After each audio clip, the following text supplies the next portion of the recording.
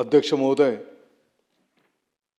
सन 2026-27च्या अर्थसंकल्पावर चर्चा करीत असताना खालील सन्माननीय सदस्य महोदयांनी त्या ठिकाणी सहभाग घेतलेला आहे।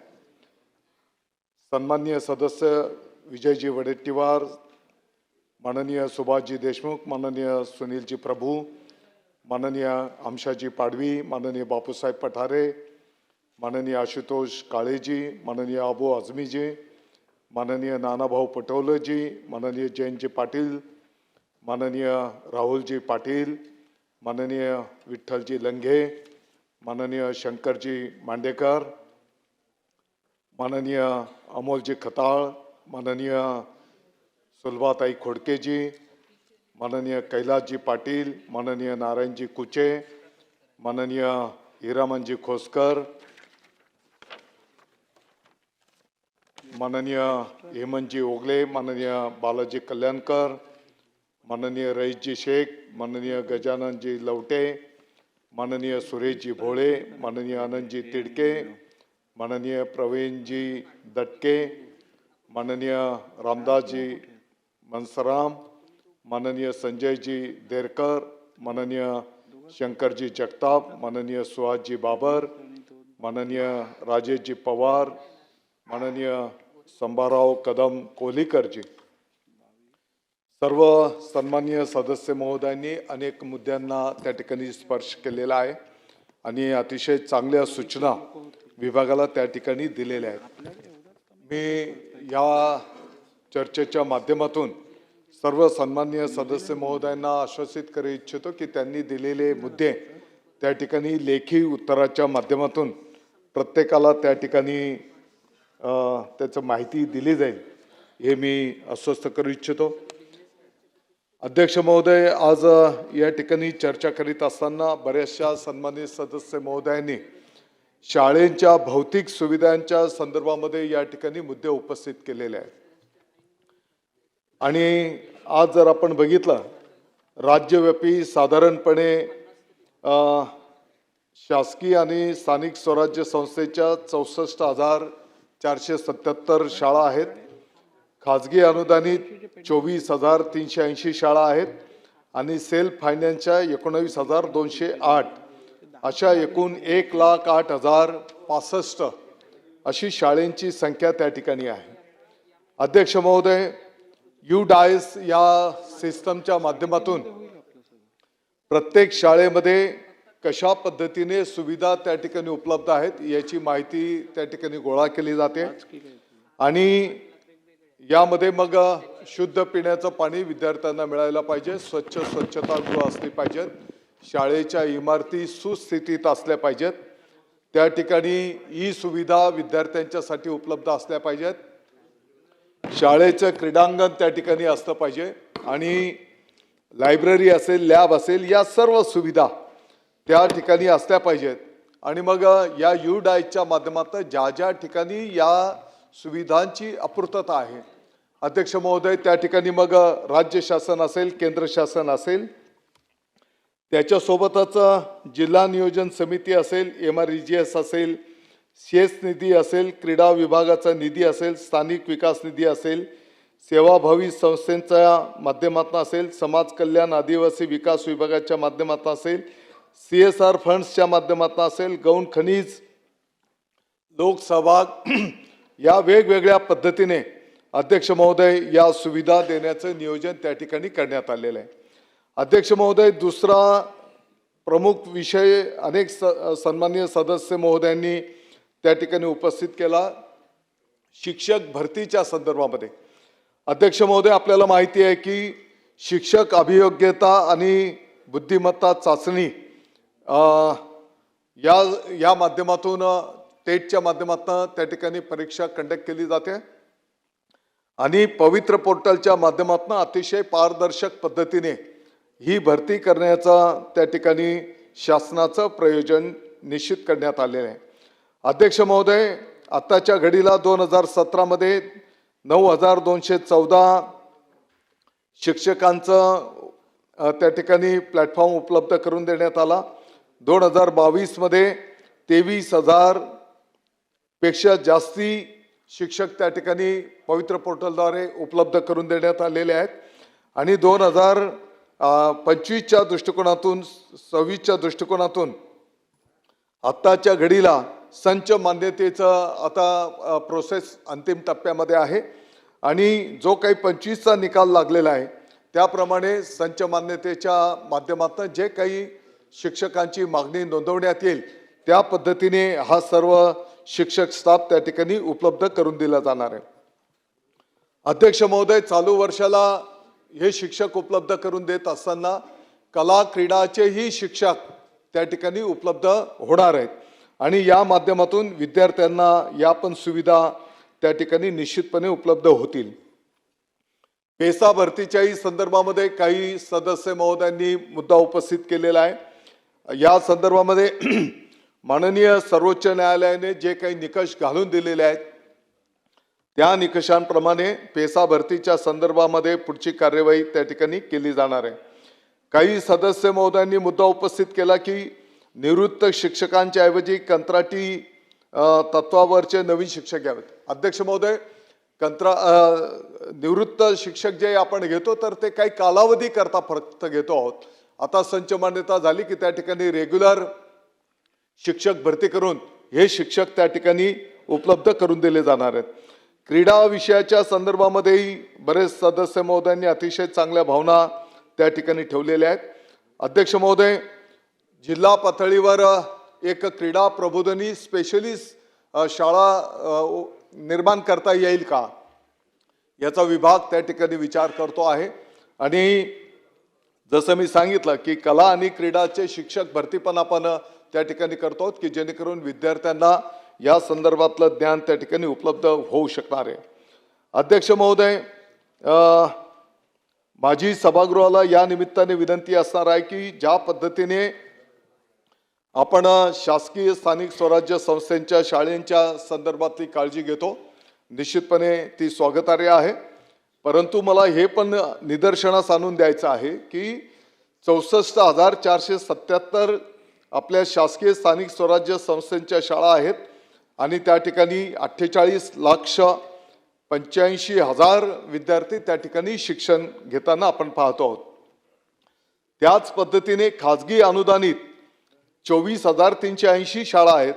त्या ठिकाणी 98,73,000 विद्यार्थी शिक्षण घेत आहेत. त्याच्यासोबतच सेल्फ फायनान्सच्या 19,000 शाळांमध्ये 67,74,000 विद्यार्थी त्या ठिकाणी शिक्षण घेत आहेत. आणि म्हणून या सर्व शाळांमध्ये सर्व सन्माननीय लोकप्रतिनिधी आणि पदाधिकाऱ्यांनी त्या ठिकाणी विद्यार्थ्यांच्या सेवेकरता ज्या ज्या काही सूचना असतील आपणही त्या ठिकाणी लक्ष द्यावं अशी मी या निमित्ताने विनंती करू इच्छितो. अध्यक्ष महोदय, आता येणाऱ्या काही दिवसांमध्येच पुणे जिल्ह्याच्या दौंड तालुक्याच्या गर्दरेवाडी या ठिकाणी त्या गावाच्या सर्व ग्रामस्थांनी एकत्र येत जिल्हा परिषदची जी शाळा होती 1 महिन्यामध्ये अतिशय क्रांतिकारी बदल त्या संपूर्ण गावाने एकत्रित येऊन त्या ठिकाणी करून दाखवला. शाळेचं अंतर आणि बाह्य म्हणजे ज्याला आपण बोलतो की क्वालिटी एज्युकेशन आणि त्याच्यासोबत भौतिक सुविधा यामध्ये सर्व गाव एकत्रित आलं आणि शासनाचंही त्या ठिकाणी थोडं सहकार्य मिळालं. परंतु गावाच्या सहकार्याने ही शाळा त्या ठिकाणी 1 महिन्यामध्ये त्यांनी बदल करून दाखवलेला आहे. अध्यक्ष महाराष्ट्रामध्ये अनेक शाळा अशा आहेत की त्या 365 दिवस शाळा चालतात. अनेक आमचे शिक्षक बंधू भगिनी असे आहेत की त्यांनी अतिशय समर्पित पद्धतीने सेवा त्या ठिकाणी द्यायला घेतलेली आहे. अध्यक्ष महोदय, जे आदर्श शिक्षक आहेत, आयडॉल शिक्षक म्हणून आम्ही त्यांची निवड त्या ठिकाणी करायला घेतलेली आहे आणि त्यांनी त्यांच्या अनुभवातनं जे चांगलं कौशल्य प्राप्त केलेलं आहे ते त्या शाळेपुरतं मर्यादित न राहता आजूबाजूच्याही शाळांना त्याचं ज्ञान कसं प्रतिवर्तित आपल्याला करता येईल त्याचंही नियोजन आम्ही त्या ठिकाणी करायला घेतलेलं आहे. अध्यक्ष महोदय, गर्दरवाडीचा जो काही कार्यक्रम संपन्न होणार आहे ते पाहून आजूबाजूच्याही 100 गावांनी निर्णय त्या पद्धतीने केला आणि 100 गावांनी लोकसहभागातून आपल्या आपल्या गावाची शाळा त्या ठिकाणी चांगल्या स्थितीमध्ये आणण्याचा निर्णय त्या ठिकाणी केलेला आहे। शिक्षक बांधवांनी त्यामध्ये मोठा पुढाकार घेतलेला आहे। त्या जिल्ह्याच्या मग सीओ असतील, जिल्हाधिकारी असतील, पालकमंत्री महोदय असतील, लोकप्रतिनिधी असतील, या सर्वांनी एकत्रितपणे येत त्या ठिकाणी या शाळेंचा कायापालट करण्याचा निर्णय केलेला आहे। माझी सर्व सभागृहाला विनंती असणार आहे की आपणही जरा लोकांमध्ये जाऊन या विषयाचं गांभीर्य जरा निदर्शनास आणून दिलं तर निश्चितपणे त्याचा मोठ्या प्रमाणात फायदा त्या ठिकाणी होऊ शकणार आहे। अध्यक्ष महोदय, जोपर्यंत ही एक लोक चळवळ होत नाही तोपर्यंत आपल्याला अपेक्षित असलेलं यश त्या ठिकाणी मिळू शकणार नाही। काही शाळा अध्यक्ष महोदय अशा पण आहेत, आमच्या त्र्यंबकेश्वर तालुक्यातली हिवाळी नावाची शाळा होती, म्हणजे आता पण आहे, परंतु आता ती चांगल्या इमारतीमध्ये स्थलांतरित झाली। ताडपत्री लावून ती शाळा भरत होती, परंतु त्या शाळेमध्ये आमचे केशव गावित, जिल्हा परिषदची शाळा आहे अध्यक्ष महोदय, आमचे केशव गावित गुरुजी त्या शाळेचे विद्यार्थी नाईक साहेब दोन्ही हातांनी, दुसरीचा विद्यार्थी दोन्ही हातांनी लिहितात। उजव्या हाताने मराठीमध्ये लिहिणार तर डाव्या हाताने इंग्रजीत लिहिणार आणि त्याच वेळेस तुम्ही विचारलेल्या प्रश्नाचं उत्तर पण देणार। याचा अर्थ 100% आदिवासी भागातली शाळा आहे, सर्व विद्यार्थी आदिवासी आहेत। अध्यक्ष महोदय, मला सांगायचं तात्पर्य असं आहे की असे अनेक आमचे शिक्षक बांधव आहेत की जे समर्पित पद्धतीने त्या ठिकाणी काम करत आहेत आणि म्हणून या सर्वांना आपल्या सर्वांच्या सहकार्याची, आशीर्वादाची गरज त्या ठिकाणी आहे। आपलं जर पाठबळ मिळालं, आपले जर शुभेच्छा, आशीर्वाद मिळाल्या तर निश्चितपणे आपल्याला अपेक्षित असलेलं कार्य येणाऱ्या काळामध्ये त्या ठिकाणी दिसून येईल। आपल्या सर्वांना चिंता आहे की मराठी शाळा पटसंख्या कमी होते, शाळा बंद पडायला होत आहेत। ही वस्तुस्थिती आहे की पटसंख्या घटते आहे शासकीय शाळांची, ही वस्तुस्थिती आहे।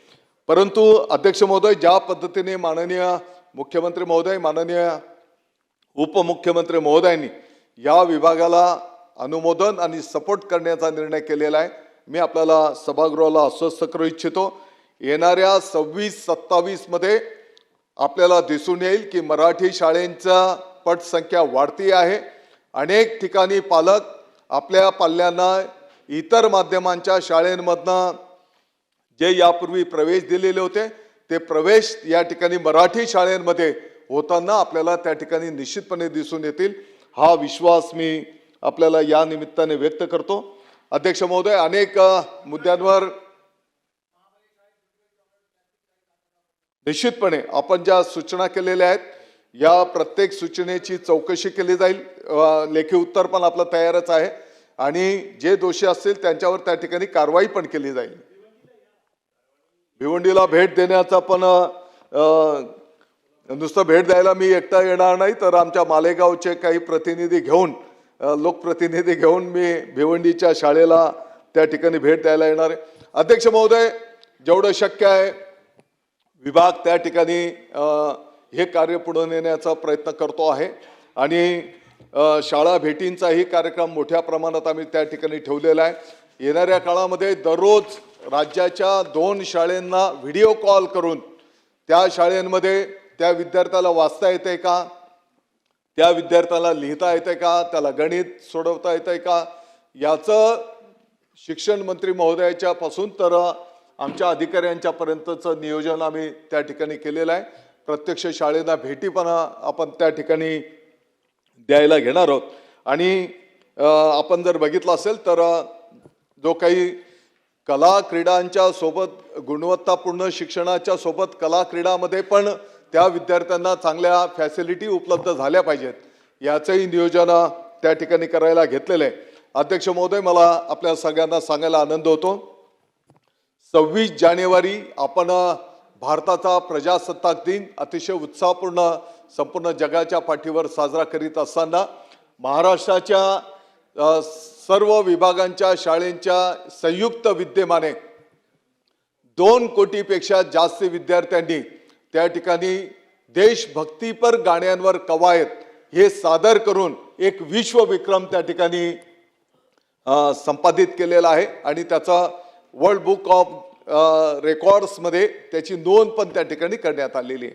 आणि म्हणून जेवढे चांगले प्रयोग आपल्याला त्या ठिकाणी करता येतील, विद्यार्थ्यांची ड्रॉपआउटची संख्या कमी कशी करता येईल, शाळाबाह्य विद्यार्थ्यांना मुख्य प्रवाहामध्ये कशी करता येतील, विद्यार्थ्यांच्या आरोग्याची काळजी पण आम्ही आता एक त्याचा आरोग्य पत्रिका तयार करायला घेतो आहोत की जेणेकरून अगदी बालपणापासूनच त्याची हेल्थ स्टोरी त्याच्या भविष्यामध्ये पण त्या ठिकाणी कामात येणार आहे. शिक्षकांचे अशैक्षणिक कामं पण कशी कमी करता येतील त्याचंही नियोजन त्या ठिकाणी करायला घेतलेलं आहे. आणि म्हणून अध्यक्ष महोदय, सर्व सन्माननीय सदस्य महोदयांचे मी आभार मानित असताना मी आपल्या अनुमतीने सन 2026-27 साठी शालेय शिक्षण विभागाच्या मागणी क्रमांक E1 ते E5 अंतर्गत एकूण रुपये 88,494,66,02,000 फक्त इतकी अर्थसंकल्पीय तरतूद मंजूर करण्याची विनंती सन्माननीय सभागृहास करीत आहे. अध्यक्ष महोदय,